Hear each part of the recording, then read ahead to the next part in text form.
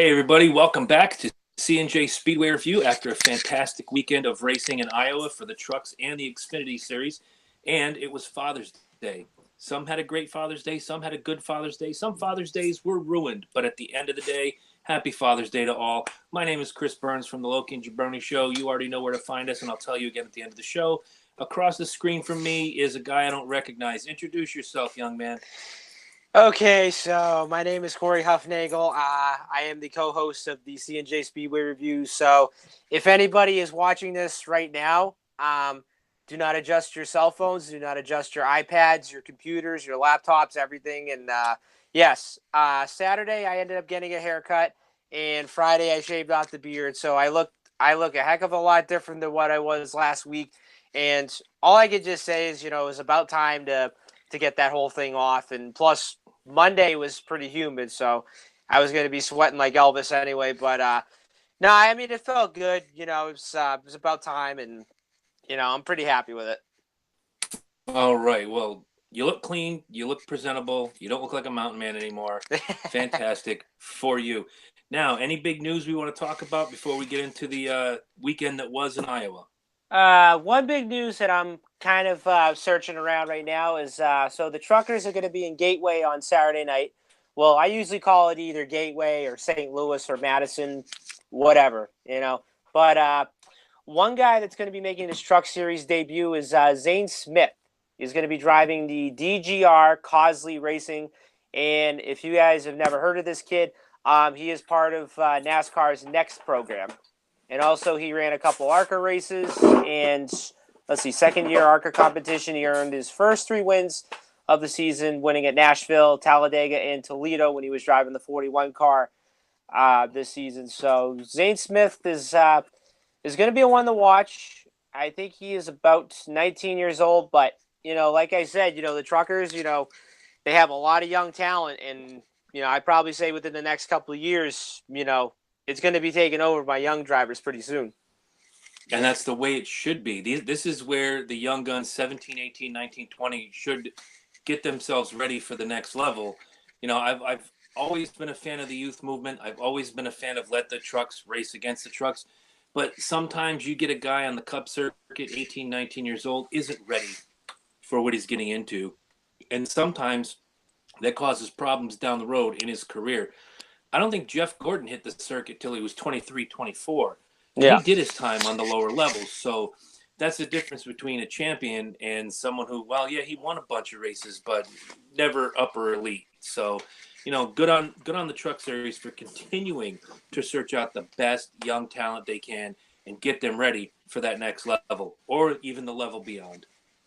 Yeah, and also not to mention, I forgot to mention this last week, but Roush Fenway Racing announced Matt Kenseth is going to be back in the 6 car for about 10 more races this season. So the next 2 weeks, I think, is going to be taken over by Trevor Bayne. And then after that, I think Kenseth's back in the car, I think, for like Kentucky, New Hampshire, Pocono.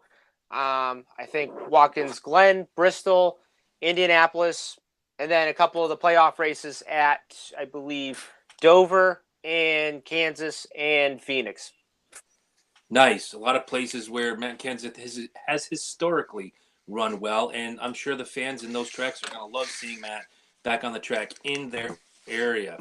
One thing you posted earlier, both on C+J Speedway Review and NASCAR IndyCar Central, how about that scene on Father's Day at South Boston Speedway? Tell the folks about it. Well, apparently, I guess there was a late model race on whatever night it was, and I guess what happened was a car caught on fire, and sure enough, I guess the dad who was looking out for his son, I guess he rescued or got him out of the race car pretty much in the nick of time and so forth. And I guess when I was reading the article, I guess the race officials had to review his license just to see if he was a driver or not. But honestly, when you're a guy that's like caught with, if your car is caught on fire, it's a scary thing to do. But then yet again, you got to get out there as quick as possible. And, and also this happened at the late model 100 at South Boston this past weekend.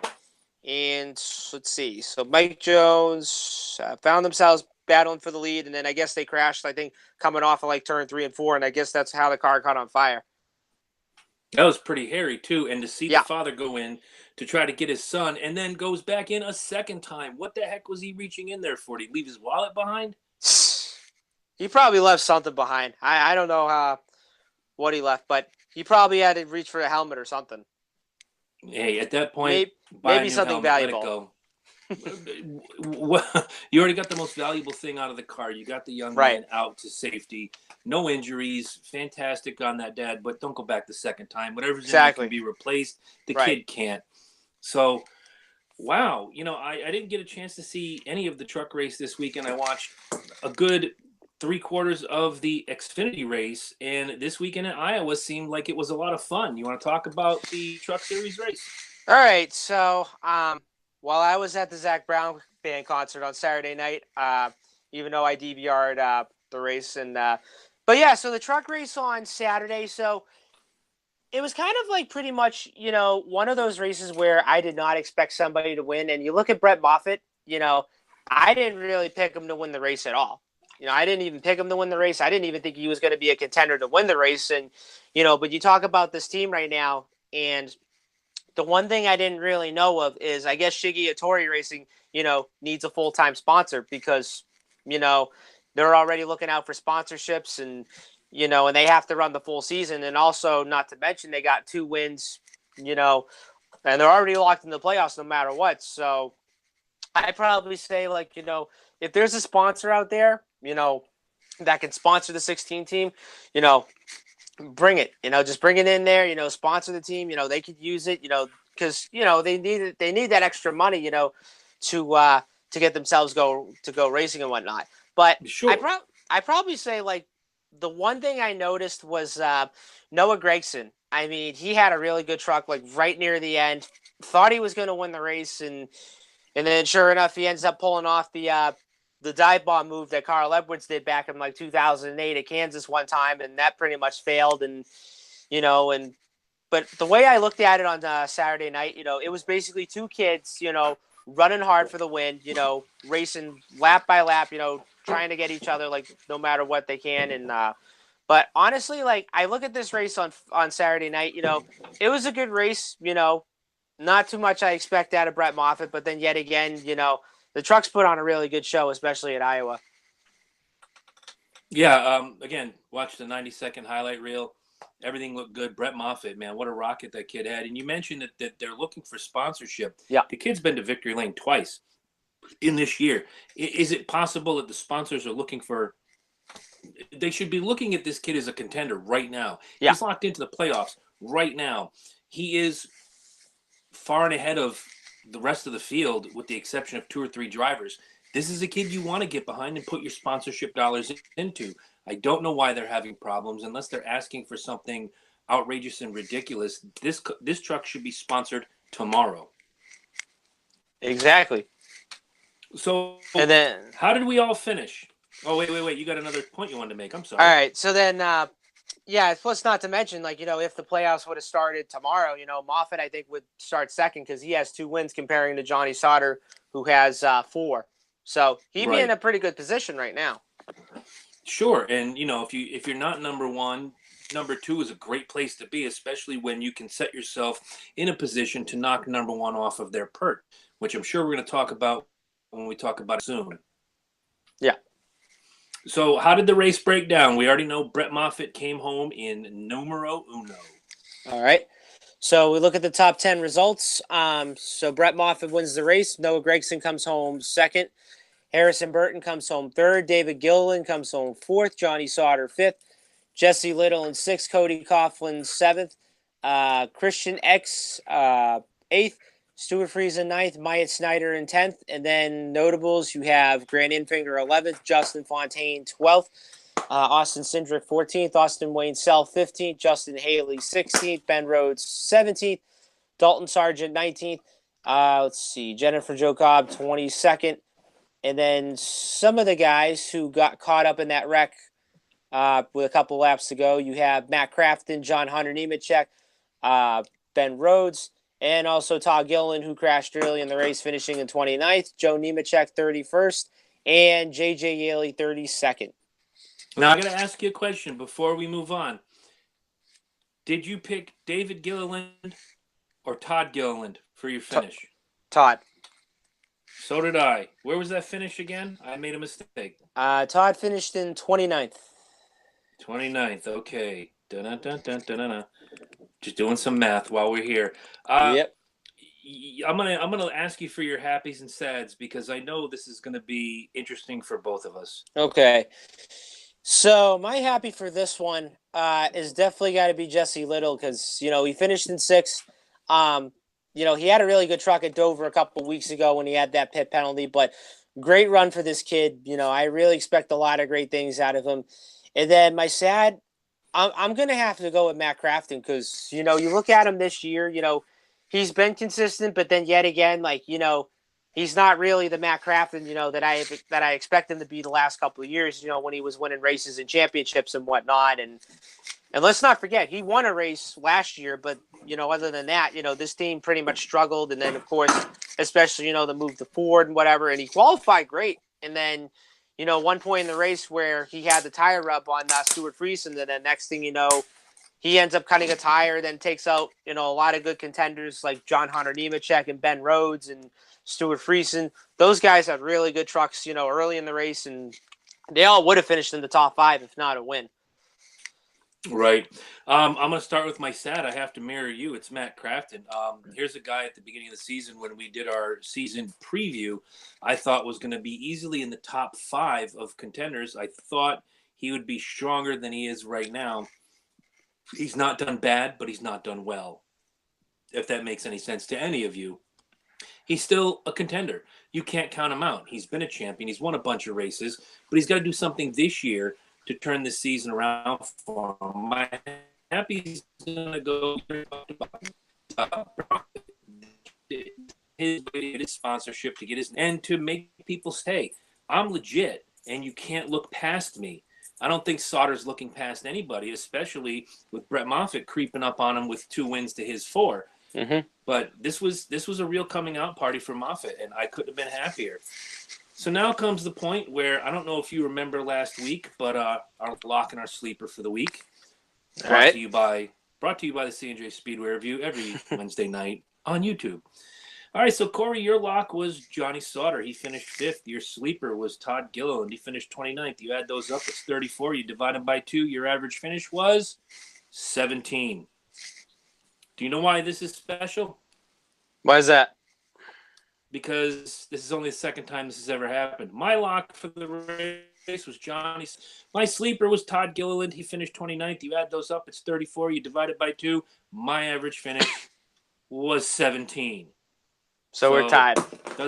We are tied. Second time ever an issue. Man, I'm having fun with this. Yeah, I am too. Too much fun. But now we move on. The Xfinity race on Father's Day, which I thought was fantastic. These guys at one point, I think, almost went 4 wide, and Iowa's not that big a track. They were squeezing in and out of each other. I watched Christopher Bell make a move during that race that I thought he was going to get himself killed. Yeah, you look at this race on Sunday, I wasn't really too surprised on Justin Allgaier.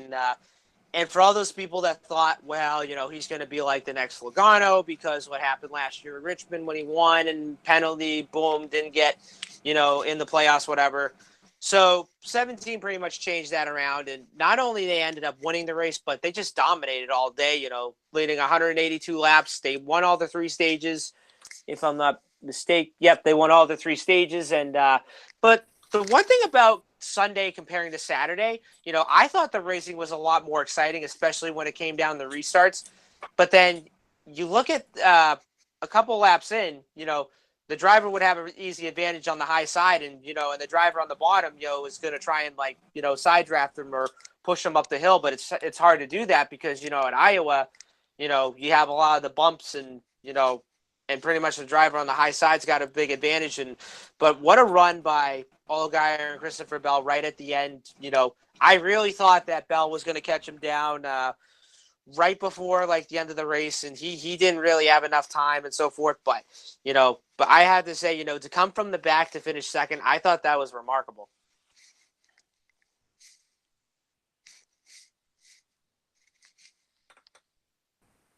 So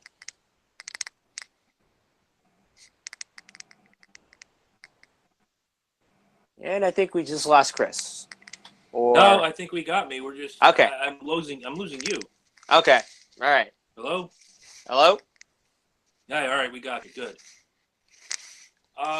Didn't hear a darn thing you said, and I'm not going to ask you to repeat it. I'll just tell you what I saw, which I thought was amazing, is that on a track like Iowa, where it's not the biggest track in the world, to watch some of these guys go through was. Did I lose you again? You lost me for a little bit.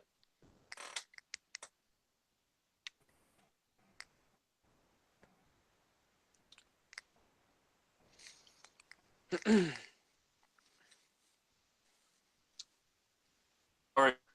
Yeah.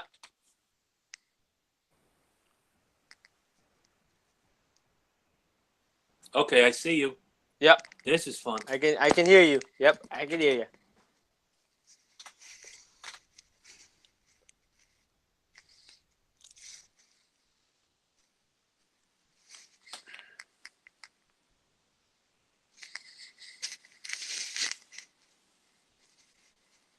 All right. Well, I think we just lost him, or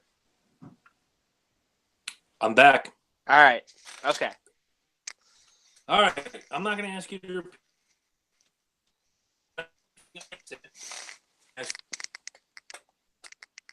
Lock sleeper full for the weekend. Are happy and sad. All right. I So lost you again. yeah, you lost me there just a little bit.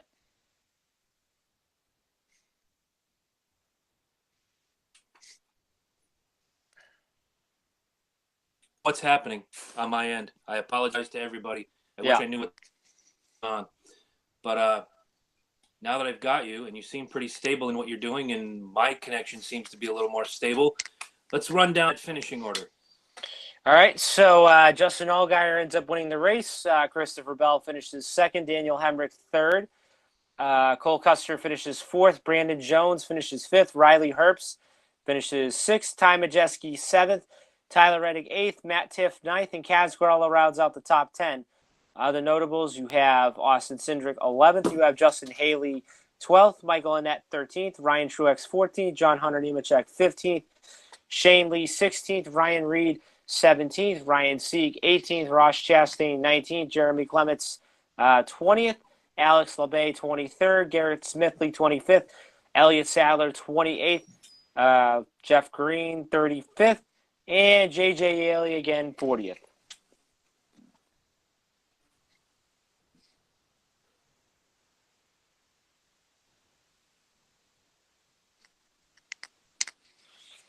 All right. So, I'm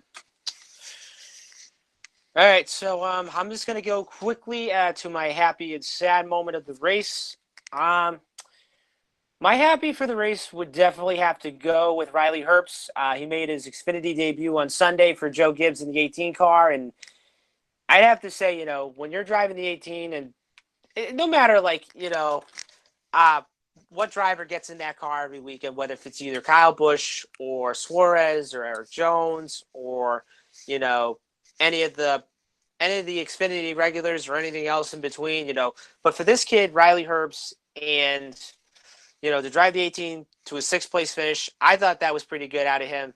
And for I think his family, is part of used to race on one of the dirt series. I forget what it is, but I guess the Herbst family, has a really good history, of racing and so forth. But Riley Herbst is my happy for the weekend, and my sad would definitely have to go to Elliott Sadler, even though I picked him as a lock to win the race on Sunday. Didn't really have the best car this weekend.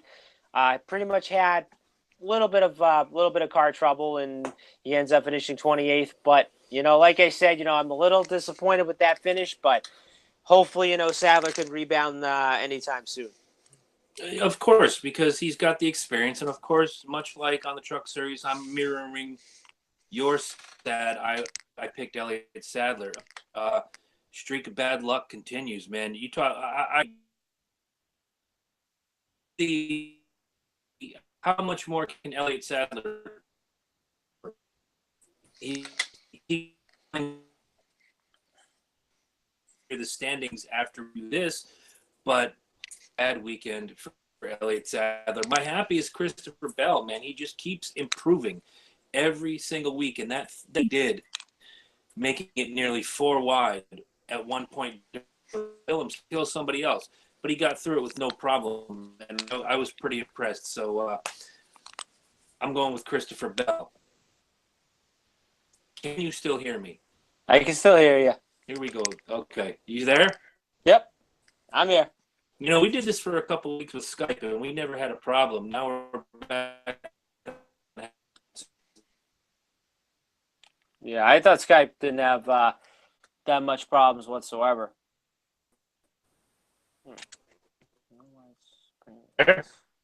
Yep. Corey. Yep. Can you hear me, dude? I can hear you. Hear me? Can hear you. Okay. I'm trying to figure this out. We did this for a few weeks on Skype, no problems. Now we're back on Hangouts, and everything's going to hell. Looks like we're not going to be live for you folks. We're just going to record and send it out to you. Because after this, I don't know that I can do this Google Hangouts anymore. Right. More problems than we care to count. So, as long as I've got you here and you're still visible and you can, you know what? Shake your head 80 times if you can hear me. Nope. Gotta love head. Are you still 88 times if you can hear me? Just do like this over and over again. I can hear you. All right, good. So let's go for the average finish, gimmick Schnabitz Frenum, as I clip in and out. Corey had Elliott Sadler as his lock. He finishes 28th. He had Riley Herbst as his sleeper. He finished 6th. And Daniel Hemrick was your hopeful. He finished 3rd. You add those up, you get 37.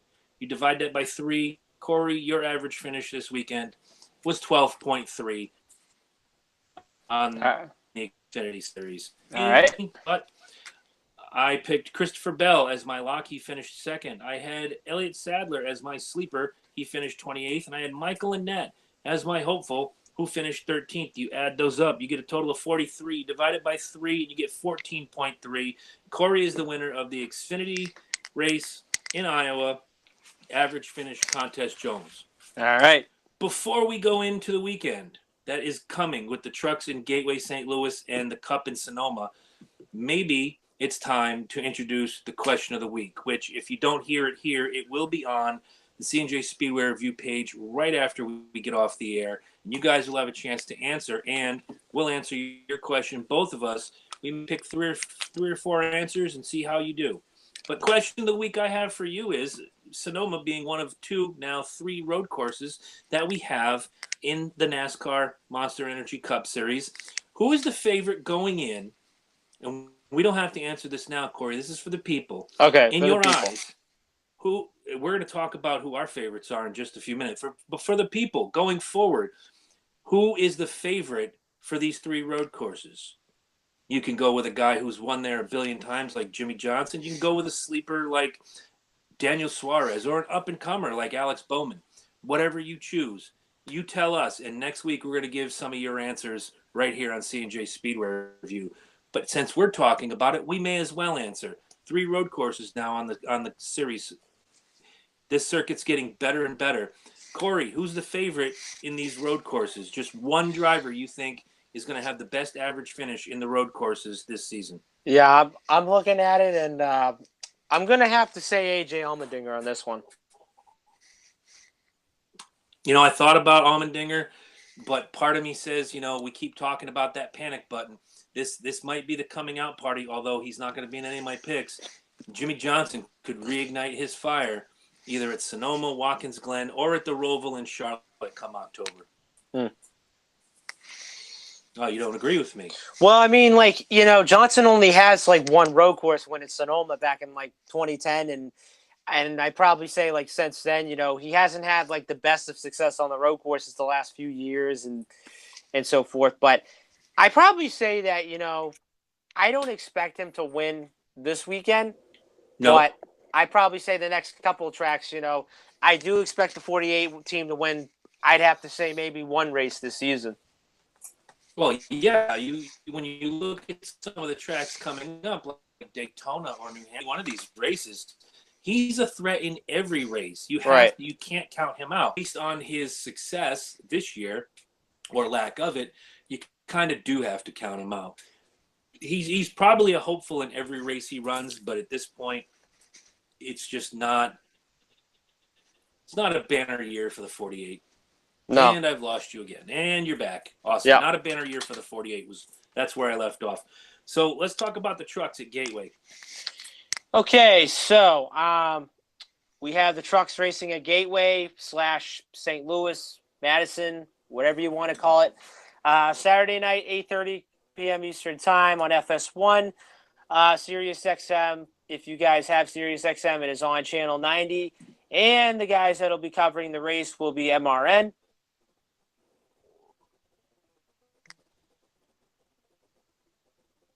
And okay. So, I'll probably take a stab at this. So I missed it, didn't I? Yeah, you missed it. I can still hear you. The voice. Damn, connection seems to be going in and out. And looks like we just lost Chris. Okay. So, let's see. All right, so we just lost Chris. And so, like I said, the truck series will be racing. And we got Chris. Yep.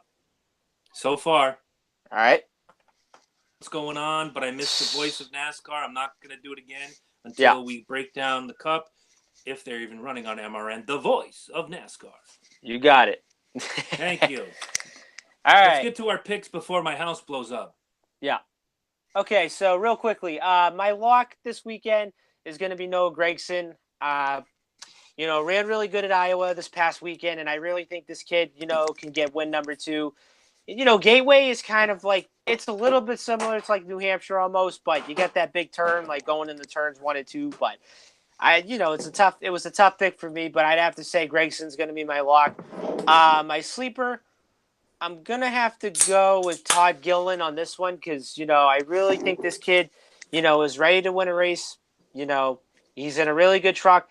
Didn't have a really good outcome this past Saturday at Iowa, but I really think he's going to rebound this weekend and hopefully he can win.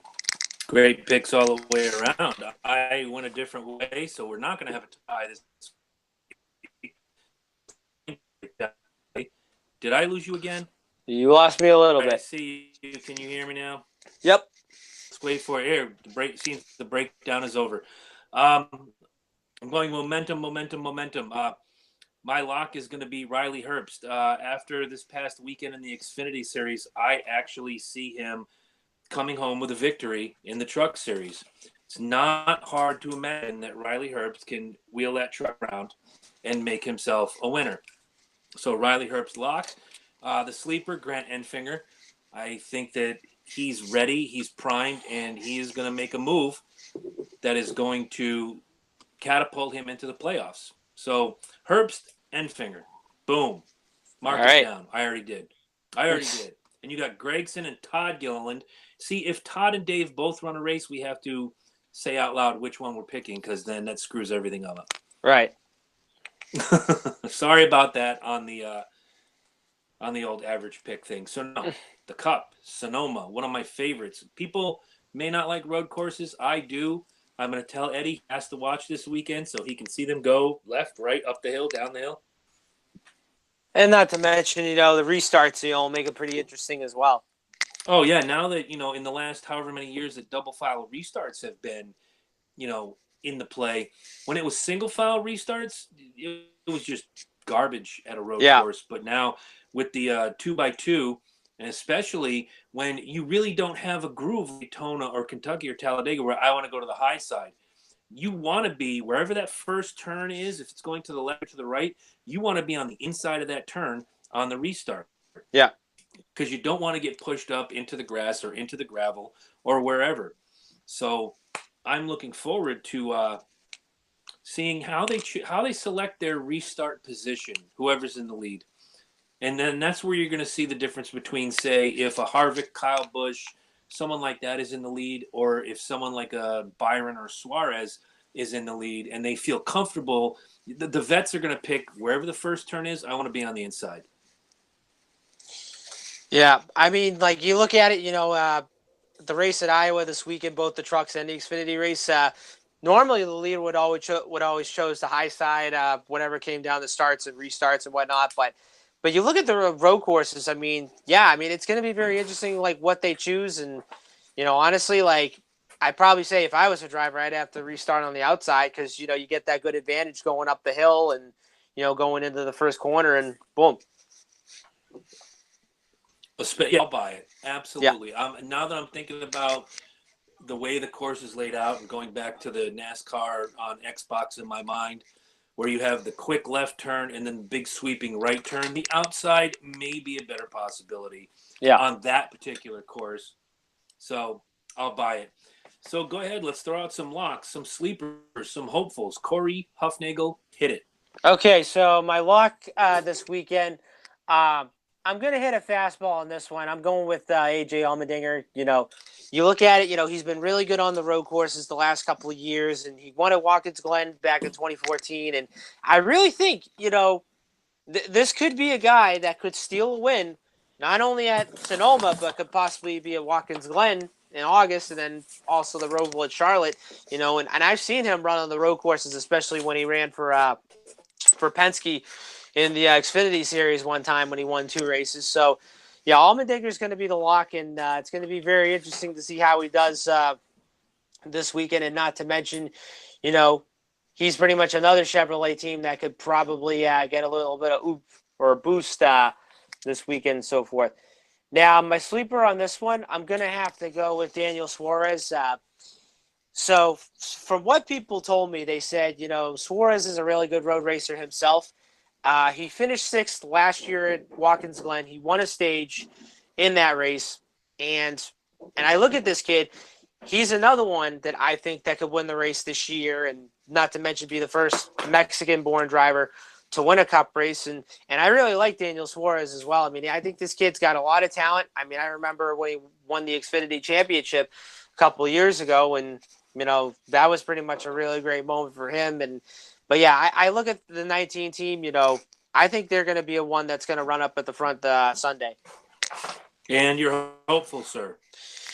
My hopeful this weekend, I am going to have to go with Trevor Bayne. Oh, yeah, trying to hold on to his job type deal. This one is very risky, but since he's been out of the car the last few weeks, I really want to see how this kid does, and yet again, hopefully he can get a good result out of it. I mean, I don't expect him to get a top 10 or a top 15, but if he can get out of there, unscathed, no damage, no crashes, whatever, I really think this kid, could be all right. But then yet again, they're going to be switching the 6 car anyway, so it's going to be interesting to see how Bayne and Kenseth do in that car. Well, what's going to be interesting is our picks, because I'm going to start with the sleeper. I also have Daniel Suarez as the sleeper just because he has road course experience. I think, like you said, Gibbs has put a fantastic motor vehicle underneath this kid, and he has the experience. My lock, well, I'm hoping the appreciation tour rolls on. I'm picking Kevin Harvick as my lock, and my hopeful is just a guy that for the last few weeks has been running better and better and better each time out. My hopeful is going to be Jamie McMurray. I don't think I've ever picked Jamie Mack for anything, so thought I'd throw caution to the wind and throw Jamie Mack into the hat. I don't think Jamie McMurray has a road course victory under his belt. If he does, fantastic for him, but he's just one of those guys that I want to see do well. He's pushing so hard, and he's improving every week. So, yeah, for me, I'd like to see that one car hopefully get to victory lane this Sunday. Yeah, McMurray, he's a really good road racer himself. He's done pretty good at Sonoma and Watkins Glen the last few years. But, yeah, he's another one that I really expect him to run good this year. Absolutely. So that takes care of that. Do we have anything we want to pimp, plug, or otherwise sell to the people? Well, I'd probably say, follow the C+J Speedway Review on Facebook and YouTube. And also make sure you subscribe to our YouTube page, and you can see all of our 34 episodes so far that we have done. Twitter, we are on CJ_Speedway. And then Instagram, we are at CJ Speedway. So come check us out. Tell us what you think. And, because like I said, we talk racing 24/7, and we don't get enough of it at all. But actually, one thing before I go, so I did go to the Zach Brown Band concert on Saturday night, and I have to tell you guys, it was just amazing. Like, honestly, like, not only they played all their songs from like throughout the years, whatever it is, but they were playing songs like, classic rock, like, they were playing like Joe Cocker, AC/DC, they were playing Beastie Boys, they were playing like whatever like they can play. I mean, I thought it was just like fantastic. And the one thing I pretty much said to myself is, now I know why everybody's been telling me that you got to go see these guys live. And I pretty much saw a really great show Saturday, and they didn't disappoint. So it's awesome. It's never a bad thing to go see live music, no matter what the genre is. And as you mentioned before, first on the YouTube page, please subscribe. Please hit that thumbs up button. Do what you can to let people know we're out there. It's never a bad thing to go see live music, and it's never a bad thing to talk to an actual musician. So if you guys have any interest whatsoever in listening to an interview with an artist who just put his brand new album out last Friday, last night on the Loki and Jabroni show, we had the privilege, and when I say privilege, it really was a privilege. A more down-to-earth guy. You wouldn't know it watching his video. You wouldn't know it reading his lyrics, but he was a class act. Lizzie Borden was on the show last night promoting My Midnight Things. And what's funny is audio only dropped today on the Loki and Jabroni show. It's called Talk is Jericho. It dropped an hour after ours. And you know who his guest? Lizzie Borden was Chris Jericho's guest. So he's making the rounds, man. And if he's good enough for Chris Jericho and he's good enough for us, man, he's good enough for you. Check it out. You don't have to love him. Just give it a shot. Buy the album. Get that at LizzieBorden.com or LokiandJabroni.com. Hit our affiliate Amazon link. Time. Past that, if you want some great gear, cafepress.com/Loki and Jabroni, or whatever, man. Just keep supporting this C&J Speedway review. We have fun with it. Corey's active on the Twitter all the time. Yeah. He's got his NASCAR IndyCar Central, which I'm becoming more active with. 10 minutes before we went hot, that young man was like, "Hey guys, how you doing? Watch the show. Just watch the show." Yeah. And that's the easiest way to do it. You like it, tell your friends. It's that easy. We can only go as far as you guys take us. And, we know what we're talking about. We have all the talent in the world, but without you, there is no us. So, man, keep plugging away. Before we go, I have a question for you. All right. You got your little Brad Paisley gimmick T-shirt on that looks a lot like a Jack Daniels deal right there. Show the folks your Brad Paisley gimmick. Now, we do not talk to each other before we go on. We don't say, "Hey, are you wearing a Kevin Harvick gimmick? Are you going to wear your Tony Stewart gear shirt?" I've got my Jack Daniels baseball cap on. I just thought that was a funny coincidence that you've got the stylized T-shirt. Yep, there it is. Yeah, this was on the Crushing It World Tour. I think it was like 2 years ago, or whatever it was the last time I saw him, when he was down at Mohegan Sun. And Mohegan Sun, that's a great venue as well. And speaking of Brad Paisley, I'm going to be seeing him August 11th at the Xfinity Center in Mansfield. Very nice. Yep. It'll always be Great Woods to me. You can call it Xfinity. You can call it Stay Free Mini Pads, Half Dome, whatever. That'll always be Great Woods. The one in Hartford will always be the Meadows. Providence Civic Center will never be the Dunk. And the one in Worcester is always the Centrum. Yeah. And Peabody, I don't know what y'all have. Well, we don't have any like stadium thing in like Peabody. The only one that's like kind of close to us is in Lynn, and we have the Lynn Auditorium or whatever that is. And we have some really good. We got some really good people that go over there and perform. Well, anytime you guys get a chance to get out, and whether it's racing or great live music, you know what? Nothing beats live music. If your buddy wants to take you to a show, just go to the show. Have a good time. Because I have a feeling that when Lizzie Borden comes to town and we get our free tickets, that my Eternal Flame is not going to want to go. So we're going to drag Corey to the show, and he's going to see rock and roll all up in his grill right there. and it's backstage passes. He wants us to bring the podcast to him this time. So it'll be a good time. Looking forward to Sonoma this weekend. Always a great time. Hopefully the weather will hold up. Last few races, we've been NASCAR in general, and the fans have been dogged with some terrible weather threats and weather in general. Love to see just a full-on, beautiful day in the California wine country and watch these guys spin around that track left, right, up, down, forward, back. Well, the only one I hope that goes backward is Kyle Busch, but that's a different story. Well, you think about it. I don't remember the last time that Northern California ever got rain, especially at Sonoma. And then, you talk about, in Illinois, especially like if it gets hot down there, like I'd probably say like it does like during the summer, yeah, that could be pretty debatable, like what goes on like in the St. Louis area. But I'm just hoping for no rain this weekend. I'm literally hoping for no rain. Yeah, the last time I think I ever heard rain at Sonoma it's always the night before. They get out there, they've done their practice, they've done their qualifying bit. You turn on the race Sunday, it's like rain washed through for 6 hours, and now all the rubber's off the track. And then, of course, they had to do the competition caution, at like lap 25. They got to check the tires, see how they're running, all that sort of thing.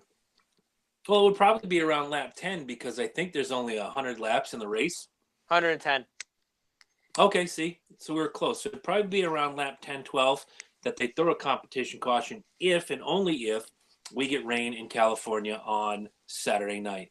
But, Corey, had another great time tonight. Looking forward to next Wednesday. Always a pleasure. Got some pretty awesome picks going on right here. And hopefully Google Hangouts will fix whatever issues they have, because the few weeks we had to use Skype, we never had this problem. Not even now one. We're back.